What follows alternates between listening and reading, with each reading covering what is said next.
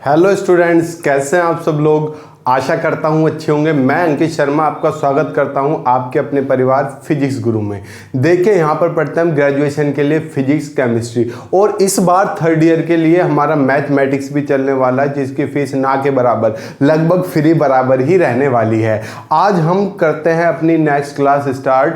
Last class में हमने पढ़ा था गैलीलियन इनवेरिएंस, किसे लेकर, लेंथ को लेकर, वेलोसिटी को लेकर और एक्सीलरेशन को लेकर, जिसमें हमने देखा था जो आपकी वेलोसिटी है वो तो इनवेरिएंट नहीं है, यानी कि वो वेरिएंट है, और आपका एक्सीलरेशन और लेंथ जो है वो वेरिएंट है। पता था लास्ट मैंने कहा था कि हम नेक्स्ट क्लास में कंजर्वेशन लॉज को पढ़ के देखेंगे कि वे इनवेरिएंट है या नहीं। आज हम पढ़ने वाले हैं Galilean invariance for conservation of linear momentum and conservation of energy. चलिए मैं आपके सामने हेडिंग डाल लेता हूं, मार्कर उठा लेता हूं। हेडिंग क्या है? हेडिंग आपको पता है गैलीलियन इनवेरिएंस, यहां दिख रहा है थोड़ा सा नीचे, GALILEAN, Galilean invariance, INVARIANC, invariance for conservation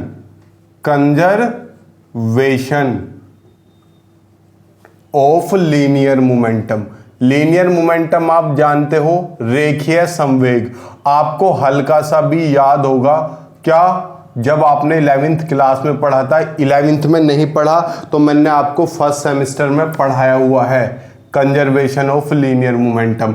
याद हो आपको, थोड़ा बहुत नुन्ना सा प्यारा सा याद हो। यहाँ इसे बीच में दो पार्टीशन में डिवाइड कर लेते हैं।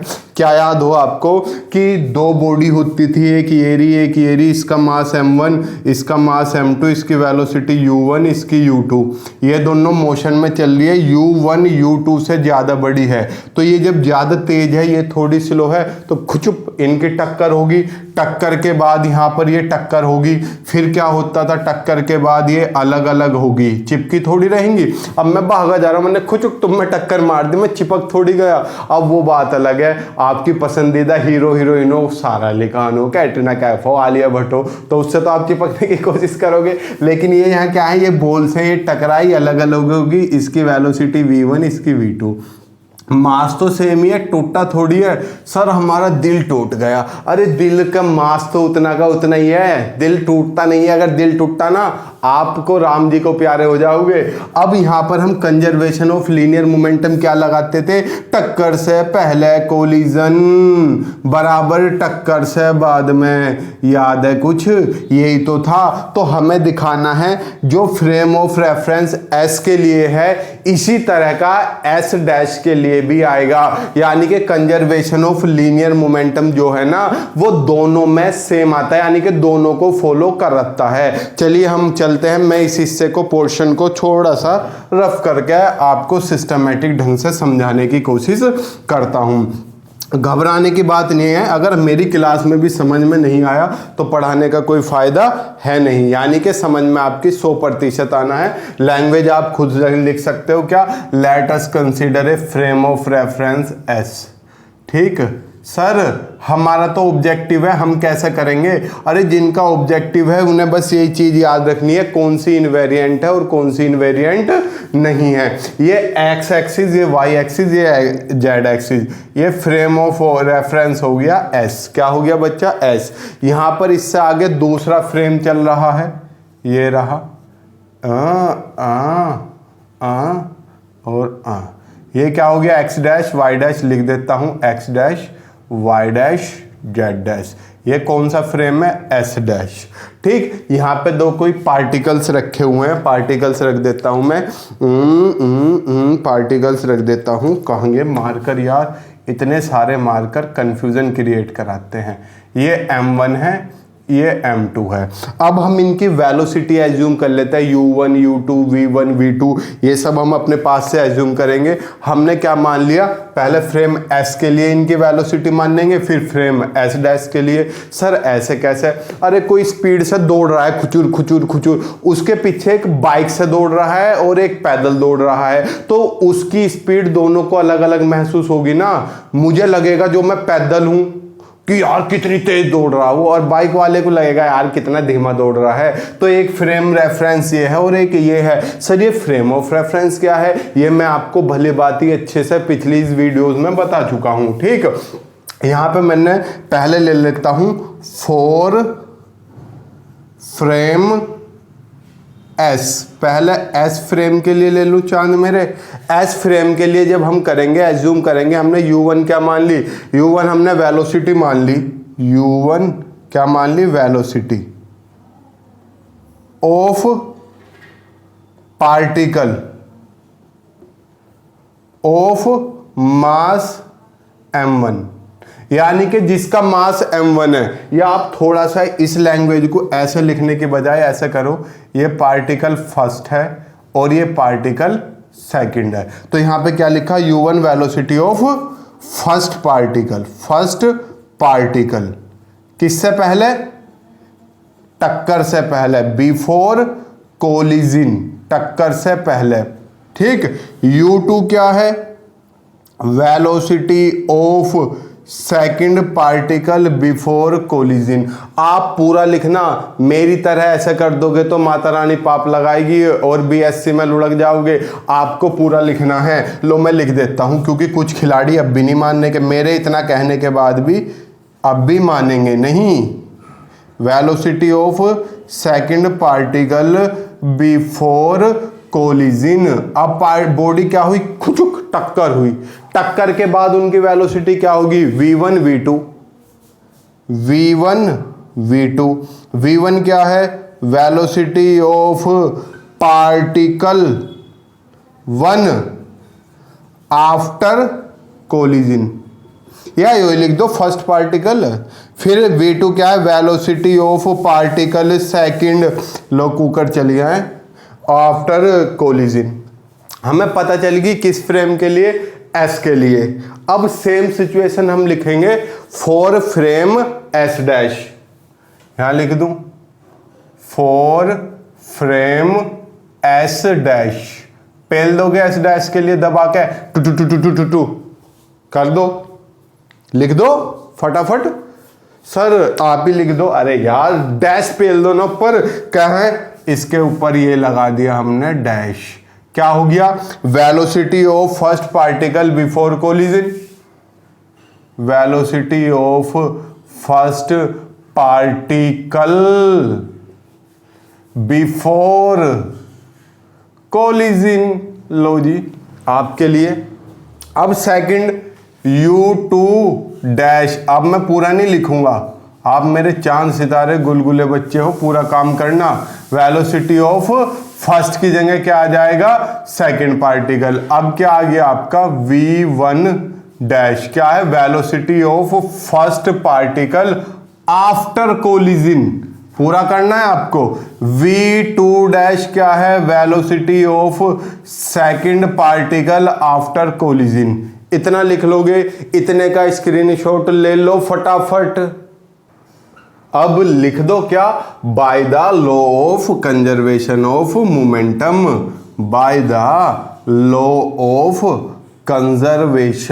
कंजर्वेशन ऑफ मोमेंटम लिख दो, या लीनियर मोमेंटम लिख दो, MOMENTUM, यो वाली स्पेलिंग लिख देना। ठीक, क्या था, m1u1 plus m2u2 is equal to m1v1 plus m2v2। यही तो था। यहाँ मैंने कोई भी रॉकेट साइंस नहीं लगाया, दूसरा मार्कर निकाल के इसे डिब्बे में बंद करके इसे हम क्या रख देते हैं, ये है हमारी इक्वेशन नंबर फर्स्ट। अब हम गैलीलियन ट्रांसफॉर्मेशन लगाते हैं। From Galilean transformation, from Galilean transformation. Galilean transformation क्या कहती है आपकी, गैलीलियन ट्रांसफॉर्मेशन कहती है x equals to X dash plus V T. x equals to, याद है कुछ, या x dash equals to X minus V T, एक ही तो बात है। मैंने क्या किया, on differentiate with respect to t, कर दिया। क्या हुआ यहाँ पर dx by D T is equal to dx dash by D T plus, अरे यार ये फ्रेम तो v कांस्टेंट वेलोसिटी से चलता है, तो v तो कांस्टेंट है, समझे? चमका या नहीं चमका? बताओ, चमक रहा है सब क्लियर क्लियर चीजें? अरे ऐसा चमकना नहीं, दिमाग से चमकना, वो होती है ना ज्यादा एक शक्ति ज्यादा जो चमकदार होती है, ऐसे चमकना। चमका? फटाफट स्क्रीनशॉट ले लो। इधर का हिस्सा मैं क्लीन कर देता हूं, ठीक, इधर का हिस्सा मैंने क्लीन कर दिया क्योंकि मुझे इस हिस्से की जरूरत है। कोई टफ नहीं है, आपको मजा आने वाला है चीजों में। मजा तो यार पढ़ाई में कभी किसी को आता नहीं है। चलो, अब आपको पता है एक बार डिफरेंशियल करने पे वेलोसिटी बन जाती है, तो ये क्या बना, U X is equal to, ये क्या हो गया, U X dash plus D T से डी टी कट गया तो v बचा। मेनली इक्वेशन ये आएगी। अगर हम इससे u1 u2 v1 v2 की वैल्यू निकालना है तो हम निकाल सकते हैं। 100 करके कोमा लगाया, मुझे u1 निकालना है, तो x की जगह मैंने 1 रख दिया। क्या हो गया, u1 डैश प्लस v। अगर मैं 2 रख दूं तो u2 डैश प्लस v। अगर मैं v रख दूंगा v1 equal to v1 dash plus v। 2 रख दूंगा v2 डैश प्लस v। ये समझ गए? अबे x की जगह पहले 1 2 रखा, फिर यहाँ पे v रख दिया। सेम प्रोसीजर, सेम यही तो है, इसमें कोई रॉकेट साइंस वाली बात नहीं है। अब ये वैल्यू मैं क्या करूंगा, on putting all these values, on putting all these values in equation first, in equation first, equation first में चिपका दो। फटाफट स्क्रीनशॉट लो। अब तो आप खुद भी इससे आगे अटेम्प्ट कर सकते हो, अब तो कोई रॉकेट साइंस रहा नहीं। कैसे, बस वैल्यू रखनी है, बस इनकी जगह पर डैश वाली वैल्यू आ जानी चाहिए। तो मैंने क्या किया, m1 u1 की जगह पर u1 dash plus v plus m2 u2 की जगह पर u2 dash plus v is equal to m1 v1 की जगह पर v1 डैश प्लस v, ठीक, प्लस m2 v2 की जगह पर v2 डैश प्लस v। ये मैंने रख दिया। उधर का पोर्शन रफ कर दूं, कर तो मैं इधर भी सकता हूं, लेकिन थोड़ा सा छोटा पड़ेगा बोर्ड, तो मैं क्या कर रहा हूं, इधर ही रख रहा हूं, ठीक। इन वैल्यूज़ की मुझे आगे भी ज़रूरत पड़ेगी, तो इन वैल्यूज़ को मैं अभी रफ नहीं करूँगा। कहाँ ज़रूरत पड़ेगी, जब हम कंजर्वेशन ऑफ एनर्जी करेंगे। मैंने अंदर मल्टीप्लाई की m1 u1 dash plus m1 v कर दी। सर ये तो हम भी कर सकते हैं, हलवा है बेटा, सारी चीज़ें हलवा है, बस आपको करनी आनी चाहिए। m2v is equals to m1 v1 dash plus m1 v। अब m2 की कराइए, plus m2 v2 dash plus m2 v। अब मन की नैन खोलो और कटप्पा को बुलाओ और बाहुबली की पीठ में तलवार घुसवा दो। देखो ये m1 v ने m1 v को मार दिया, m2v ने m2v को मार दिया। मेरे पास बचा क्या, m1 u1 dash plus m2 u2 dash is equal to m1 v1 dash plus m2 v2 dash. देखो कुछ आया समझ? देखो law of conservation of momentum work कर गया या नहीं कर गया? तो हम लिख सकते हैं, so law of conservation, conservation of linear momentum is invariant under Galilean transformation, under Galilean. तो देखो अभी तक हमारी बस वेलोसिटी इनवेरिएंट आई है, बाकी मेरा एक्सीलरेशन भी कंजर्व वो आया, सॉरी वे इनवेरिएंट, मेरे लेंथ भी इनवेरिएंट आई और मेरा लॉ ऑफ कंजर्वेशन भी इनवेरिएंट आया। अब मैं क्या लगाता हूं, मैं लगाता हूं law of conservation of energy. कर दूं इस हिस्से को रफ, लिख लिया, स्क्रीनशॉट ले लिया होगा आपने। ऐसे मुझे आशा है, क्या कह रहे हो सर, आपके कहने का इंतजार नहीं करते हम, क्योंकि आपकी तो बुद्धि खराब है, पता नहीं कब रफ कर दो। हम तो अपने हिसाब से पहले ही ले लेते हैं। अब फॉर कंजर्वेशन ऑफ एनर्जी, अरे कंजर्वेशन ऑफ एनर्जी क्या कहती है? टक्कर से पहले एनर्जी बराबर टक्कर से बाद में। टक्कर से पहले kinetic energy half m1u1 square plus half m2u2 square is equals to half m2 नहीं m1 v1 square plus half m2। ये s के लिए आया, फ्रेम ऑफ रेफरेंस s के लिए। अब आपको क्या करना है, सेम इक्वेशन यही रहनी है, डैश लगा के दिखा देना है। अगर डैश लगा के दिखा दिया तो आपका काम खत्म।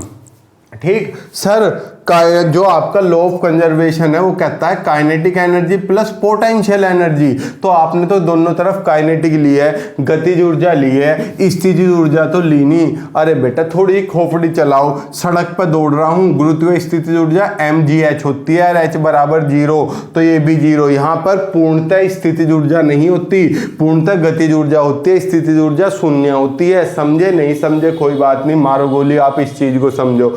अब मैं क्या कर रहा हूँ, on putting the values of, किस किस की value, values of u1 u2 v1 and v2, इन सब की वैल्यू चिपका दूं। सर वैल्यू है कहाँ?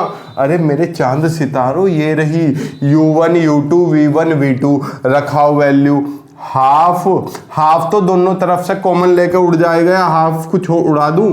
सर अभी मत उड़ाओ, पहले वैल्यू रख लो। चलो लो, मैंने हाफ कॉमन ले लिया, m1 u1 स्क्वायर, u1 कितना है, u1 डैश प्लस v का स्क्वायर प्लस हाफ तो कॉमन आ गया, m2 u2 का स्क्वायर, u2 कितना है, u2 dash plus v, u2 dash plus v।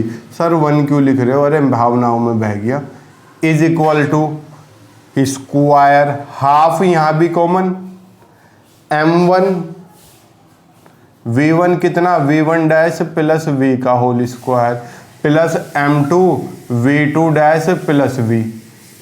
हो गया। अब आपको इसे सोल्व कर देना है फटाफट, तो इसे हम सोल्व करेंगे। करो सोल्व मेरे साथ साथ। अभी नीचे का रफ कर दूं सारा, क्यों कर दो? अरे यार ये तुम्हें पता है जब होल स्क्वायर खोल लेंगे तो फ्रेम से बाहर चला जाएगा, तो मैं होल स्क्वायर इधर की साइड से खोलना चालू करूंगा। इसका स्क्रीनशॉट ले लो, ले लिया। अब इसका होल स्क्वायर मेरे साथ साथ आप लोग खुलवाओ। देखो हाफ को तो हाफ ही कत्ल कर देगा, कत्ल कराए तू कतई जहर है। ठीक हो गया इसका तो कत्ल। m1 इसका होल स्क्वायर खुलाओ, au1 a square plus b square plus 2ab, यही तो आएगा। सर ऐसे इसका खुलेगा, ऐसे इसका खुलेगा, ऐसे इसका खुलेगा। मैं डायरेक्ट m1 की भी अंदर मल्टीप्लाई कर दूं। अरे m1 की जब अंदर मल्टीप्लाई करूंगा तो क्या बचेगा? डायरेक्ट मल्टीप्लाई करके लिख रहा हूं मैं, यहाँ m1 u1 डैश का square plus m1 v square plus 2m1 u dash v। होगी ये वाली टर्म। अरे a square plus b square plus 2ab, m1 की सब में मल्टीप्लाई क्योंकि बाहर था, प्लस ऐसी m2 की होगी m2 u2 डैश का square plus m2 v square plus 2m2 u2 dash v। No rocket science, okay. Is equals to ऐसे इधर कराओ, m1 v1 dash square plus m1 v square plus 2m1 v1 dash का square v। No rocket science, plus m2 v2 dash का square plus m2 v square plus, दिख रहा है side में, 2m2 v2 dash v। ठीक। अब यहां पे देखो क्या कैंसिल आउट हो रहा है। अब ब्लू मार्कर से m1 v स्क्वायर इधर भी है और m1 v स्क्वायर कहाँ है, ये रहा, इधर भी है।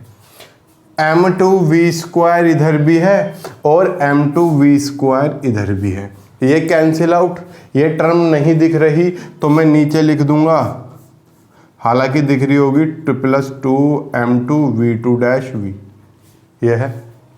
अब यहाँ देखो यहाँ पे बचा क्या, यहाँ पे बचा m1u1 प्लस ये एक साथ लिख लेता हूँ m2u2 ये वाली टर्म एक साथ लिख लेता हूँ दोनों, plus 2m1u1-v plus 2m2u2-v, no rocket science, is equals to m1v1² plus m2, अरे यार डैश तो लगाओ, m2v2-² और ये वाली टर्म कौन कौन सी, ये वाली और ये वाली एक साथ लिख लेता हूँ 2m1v1-v प्लस 2m2v2-v, यहाँ डैश था, स्क्वायर नहीं। बताओ, आप इसे खुद भी सोल्व कर सकते हो। अरे यार देखने में पहाड़ जैसा है पर पहाड़ नहीं है।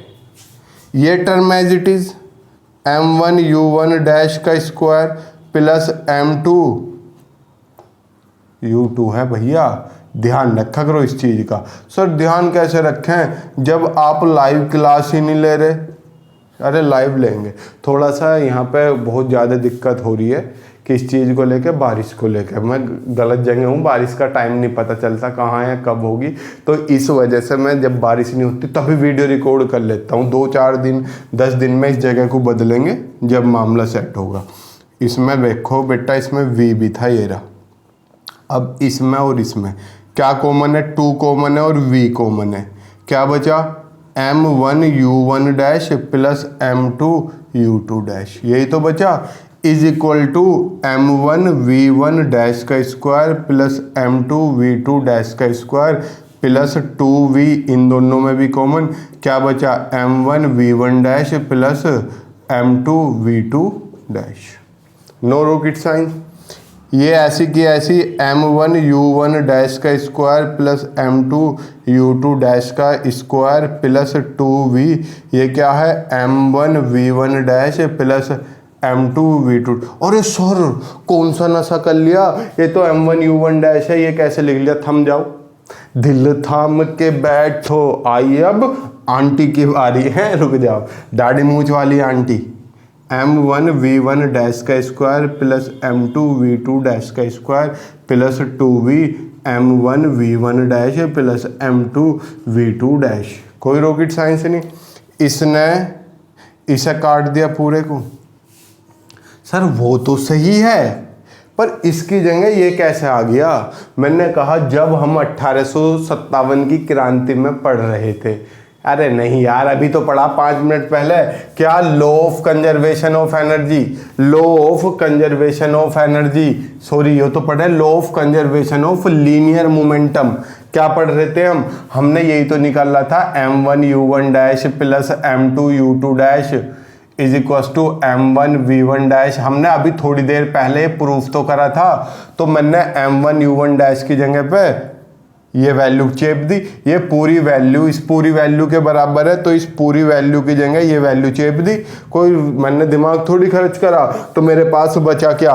m1u1 का स्क्वायर प्लस m2u2 का स्क्वायर इक्वल्स टू m1v1 का स्क्वायर प्लस m2v2 का स्क्वायर। अब मैं चाहूँ तो पूरे में हाफ की मल्टीप्लाई कर दी, तो हाफ m1u1 का स्क्वायर प्लस हाफ m2u2 का square is equals to half m1v1 का स्क्वायर प्लस हाफ m2v2 का स्क्वायर।